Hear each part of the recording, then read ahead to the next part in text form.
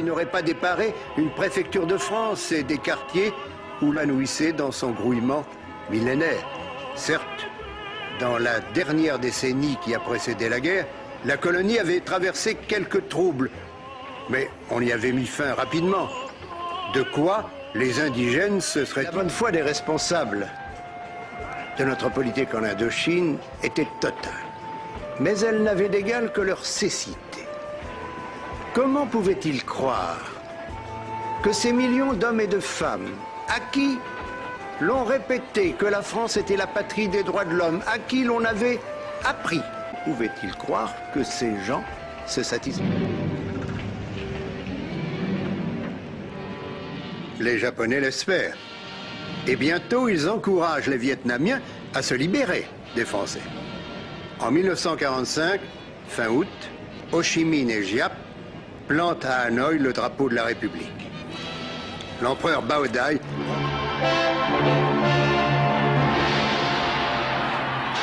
Nous avons cru que rien n'avait changé, que tout pouvait recommencer comme avant. Nous avons cru que nous pourrions reprendre pied en Indochine, comme avant. Et avec Leclerc, beaucoup d'Africains sont venus nous y aider. Ce que l'on montrait sur les écrans de nos cinémas nous remplissait de confiance. Hanoï libéré, Leclerc et Ho Chi Minh. L'avenir, pourquoi pas? Le corps expéditionnaire s'enfonce profondément à l'intérieur de la NAM. Le général Leclerc se montre aussi bon organisateur qu'il fut grand stratège, continuant ainsi la lignée des plus célèbres figures coloniales de l'armée française. On reprend contact avec les agglomérations rurales que la guerre isola dangereusement des centres vitaux importants. Les médecins apportent les premiers secours de la science. Ils vont de bourgade en bourgade, auscultant et soignant les malades sur place.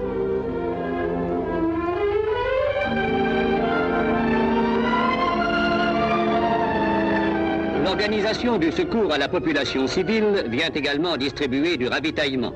Chacun reçoit sa ration de poissons séchés, de riz, de sucre et de sel. Les autorités françaises s'efforcent de résoudre dans les plus brefs délais le grave problème que pose la situation sanitaire et alimentaire de l'Indochine. L'Institut Pasteur, fidèle à sa mission.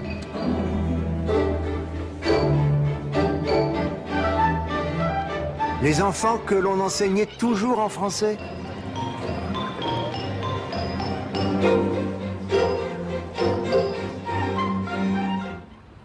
En juin 1948, le Vietnam, auquel est rattachée la colonie de Cochinchine, devient un État associé, indépendant, au sein de l'Union française. L'ancien empereur, une manifestation pour une véritable indépendance et contre l'aide américaine à la France. But they placed so many limitations on his regime that to many Vietnamese, it did not seem at all independent. La guerre n'a plus de raison. Most Vietnamese, especially in the north, still supported the Viet Minh against Bao Dai's state of Vietnam. In an effort to give the emperor more credibility and to reduce French casualties, the French formed a national army for the state of Vietnam. They called it Le Jaunissement, the yellowing of the army. De Lattre went to the United States to ask for money for Le Jaunissement. Emperor Bao Dai, head of the state of Vietnam, also sent a delegation to Geneva. I was told I should accept the communists at the conference table. I said, no, there is only one Vietnamese state. It is I. The communists are rebels. Given my uncompromising position, they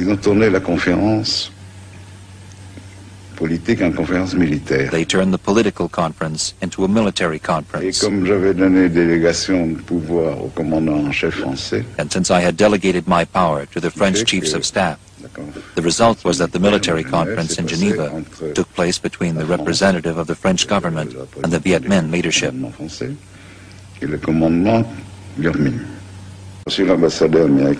I received the American ambassador, who told me, in Geneva, they are going to partition your country. Et puis l'armée que vous avez mise sur pied, then the army that you put sera together mobilisée will be demobilized and will become a peacekeeping militia. pour maintenir la paix. I answered, in these conditions, don't count on me anymore. Comptez plus sur moi.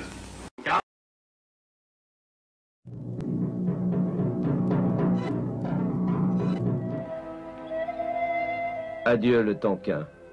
Adieu Hanoï. En octobre, les derniers soldats français quittent la ville déserte, filmée sans innocence par le cinéaste soviétique Carmen. 80 000 morts, 3 000 milliards de francs, pour rien. La Légion va retrouver ses quartiers à Sidi Bel Abbès. L'armée française va traîner son amertume sous d'autres cieux.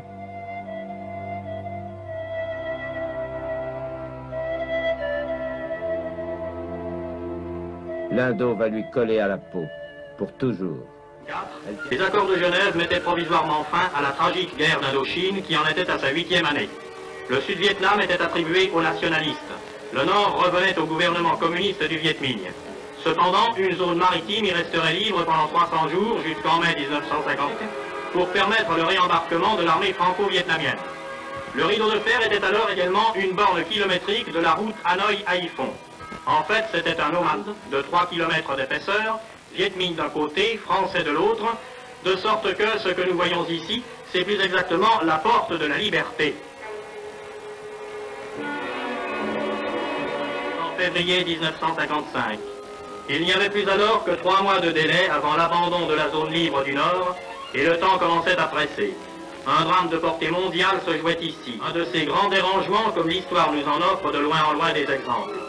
Tous les jours et toute la journée, des gens de toutes conditions, ayant tout abandonné, passent cette porte et bien d'autres seuils clandestins, parfois au péril de leur vie, pour échapper à ce qui se trouve de l'autre côté. À la fin du mois de mai 1955, près d'1 million de Nord-Vietnamiens ont ainsi quitté leur pays, sachant que c'est la gêne et même la guerre civile qui les peuple entier s'est dirigé vers les chemins de la mer. Ma grand-mère était-elle dans cette foule lorsqu'elle a quitté le Vietnam? Des camions passent dans les camps, emmenant 100, 200 réfugiés. Ceux-ci seront à Saigon dans 4 heures. Seulement le sourire. Un grand voyage, un...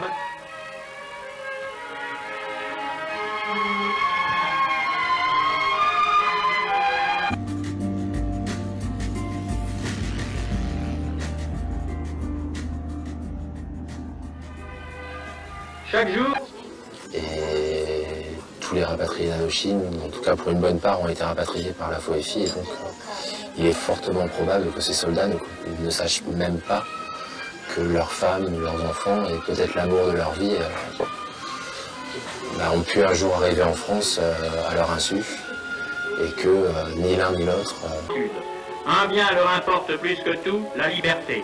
Pour elles, dans la froide grisaille de l'hiver tonkinois, se retrouver. Déjà, on ne touche plus à la terre. Cette côte basse, ces maisons...